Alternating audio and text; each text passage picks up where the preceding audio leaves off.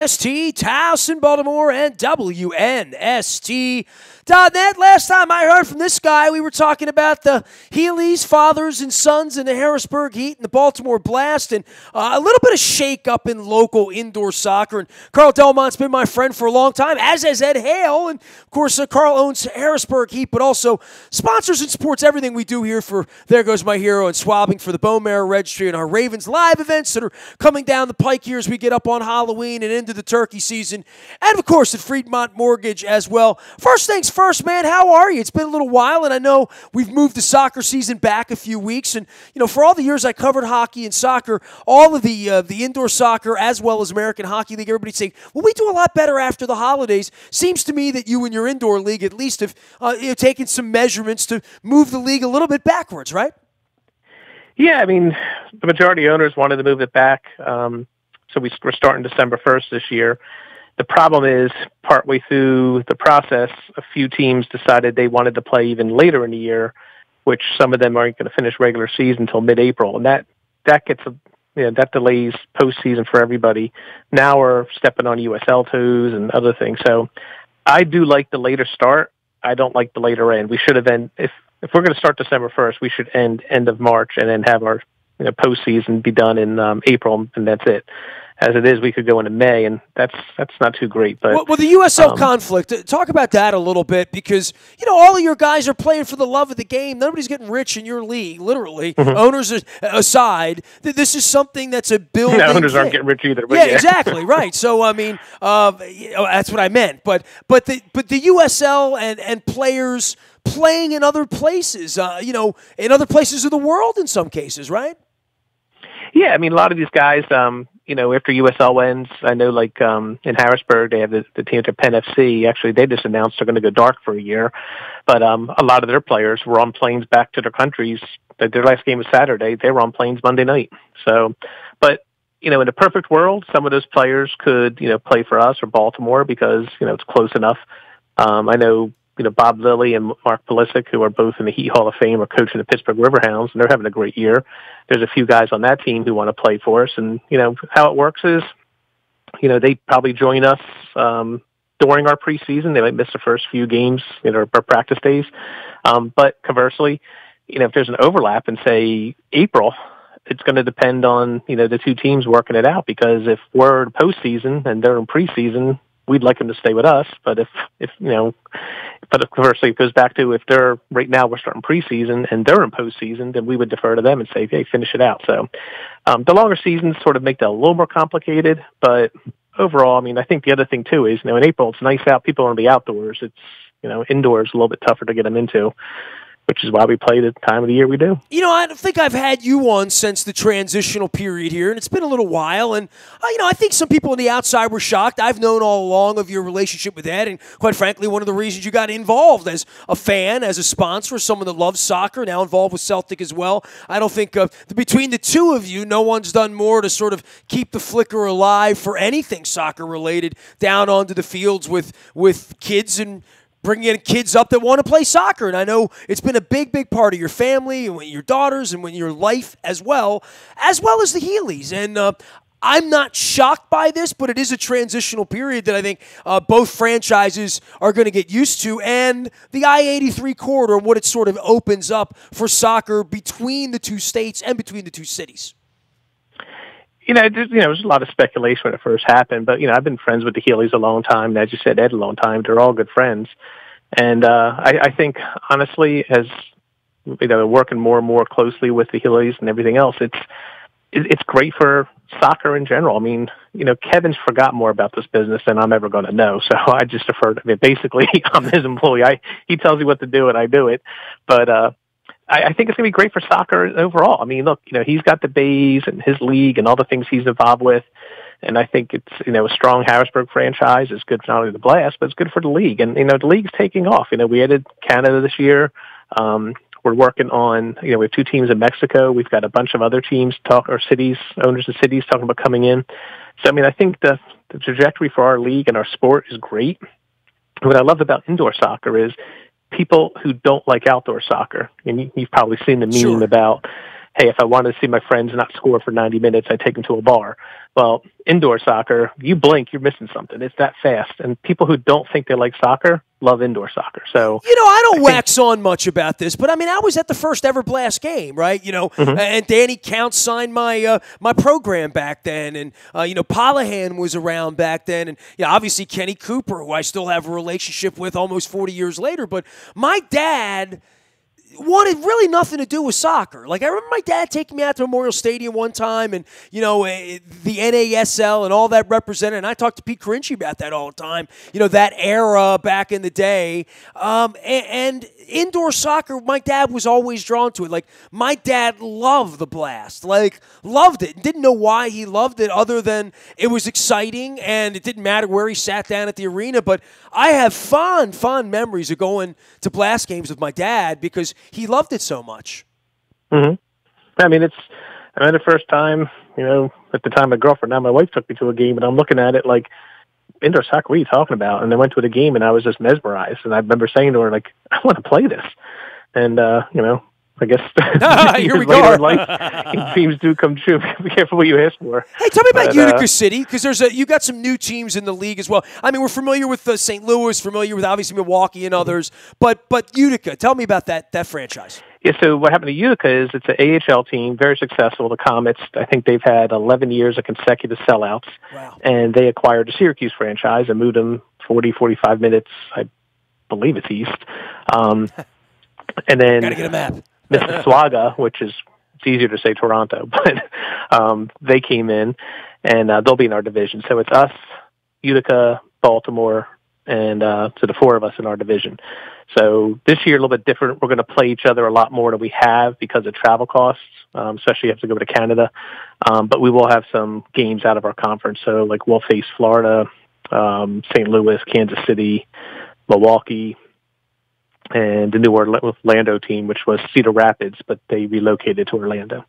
Carl Delmont is our guest. He's the owner of the Harrisburg Heat, and they're playing indoor soccer beginning in early December, so we'll get the leg up on that. And, of course, at Fremont Mortgage, where things are happening. I want to get into the mortgage part of this because you and I haven't talked about this. I am sitting down with both Johnny O and Al Redmer in the next week, so you'll be hearing me talking about the state of our community and both sides of the aisle, and the middle of the aisle, and the purple and the red and the blue, and the purple around here is usually the Ravens as well. But the Fed policy comes up, and I think anytime anything's happening governmentally, it affects all of us, which is, why I'm encouraging everyone to vote for somebody, but please get out, vote, and make your voice heard. But the Fed policy affects your business, and it affects everyone who owns a home. I'm in the condo world as well and selling right now, so, we want a strong economy, and I know, it sort of teeters on information every day, and we're all wondering what to believe and who to trust, and I've trusted you for a long time, Carl, to be honest, to keep me abreast of everything that's going on in the mortgage world.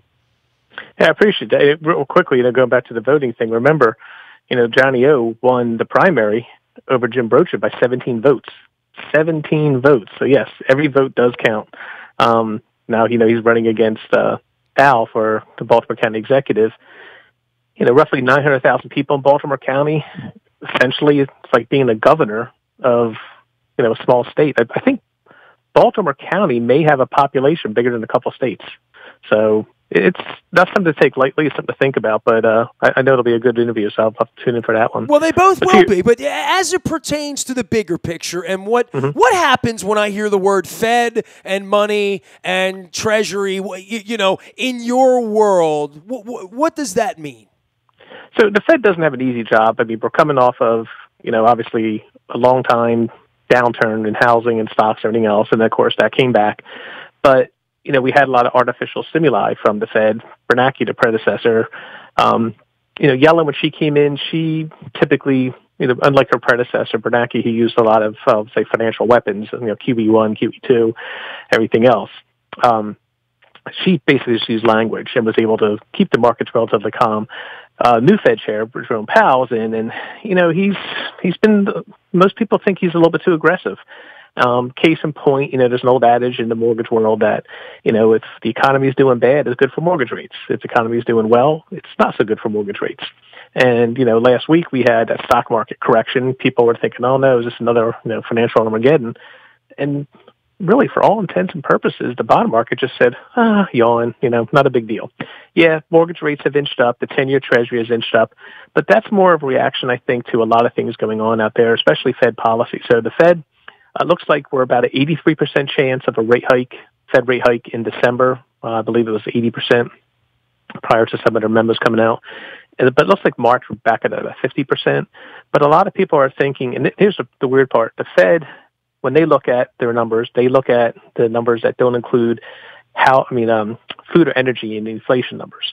And if you're buying food, you're buying medicine, you're paying for utility bills, you're probably seeing what you would think is inflationary thing. So I think the average consumer's seeing inflation. But here's what happens. When the Fed raises their federal funds rate, that's going to affect prime, where that affects anyone who has a balance on the credit card and not paying it off in full, and anyone who has a home equity line balance, because those two are almost always based on prime. So now if all of a sudden oil prices are going up, that means consumers going to feel in the wallet, not only the fact that they're paying more to get to work, go to places, they're also paying more for carrying balances. And those are things that can maybe stall the economy. So I think the Fed has to be very careful of some of the things they're doing right here. And wage growth hasn't been phenomenal. The unemployment number, the headline number is great. And some of the other numbers are improving, but I don't know. I would take the wait and see approach, but I'm not qualified, nor do I want that job. Carl Delmont is here. He is qualified to help you out with your mortgage, the buying, selling. If you're thinking about it, you're in the market, you want to learn more, go up to Freedmont.com. You can always learn more. And, of course, they're always helping us with our swabbings and all the charity work we're doing for There Goes My Hero and for leukemia and blood cancer patients. One show, one Raven player at a time from one side of town to the other side of town. I also want to talk about servicing mortgages because I know I've heard you speak about this in the past, that what you do at Fremont really is a little bit different than, I sign up with you and the next thing I know, some other name appears at the bottom of the bill that I'm paying every month. And I know that's a big issue in the industry, and people want to know where their money's going and who they're getting in business with a $300,000, $400,000, $500,000 mortgage in a lot of cases. Yes, servicing is what you're referring to, and that is the company that collects the mortgage payments after the loan is finalized. So even the biggest banks in the country have sometimes sell off their servicing rights. All it is they're selling off to a company who has the right to collect payments, take a little bit off the top of that effort, and then give the rest back to that lender to do what they got to do.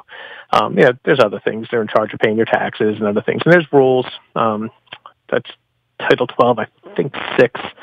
Section 6 is the one that says that if your mortgage is sold, and this is where people get scammed, if your mortgage is sold, you can't be marked late if you made your payment to the wrong lender. So in other words, if ABC Mortgage was your mortgage company and you get a letter mail saying XYZ Mortgage just bought your mortgage and you still made the payment to ABC, you're not allowed to be marked late because you still made it to the company.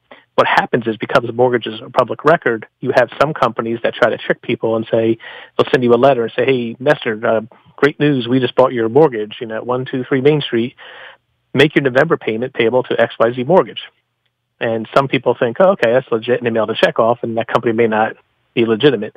Oof. What we advise people to do is, you're supposed to get a letter by law from your current mortgage company and your future mortgage company. If you're like me, don't believe any of them. Get your best mortgage statement out, call the current mortgage company, and just say, hey, I just want to check on the status of my account, and let them tell you what's going on. If they say, oh, yeah, we just sold your servicing rights. If they don't say that, say, have you sold my servicing rights? And if they say, no, there's nothing in here, continue to make your payment to your current lender. When in doubt, make it to the current lender, because like I said, you have that rule that protects you. But servicing is just, big banks do it, a lot of them do it. It frees up cash, it's a source of revenue, and a lot of banks want to focus on actually servicing the client, getting the mortgage, not on collecting the payment. So there are some people out there who get mad, but it's not that they don't want your business. It's just that when you're getting a mortgage, our feeling is when you're getting a mortgage, we want to be there. We're a mortgage advisor, not a mortgage sales company. So we want to give you the advice, hold your hand, explain everything, and make that process as stressless as possible. I was going to say stress-free as possible. And there's no stress-free. There's a little bit of stress.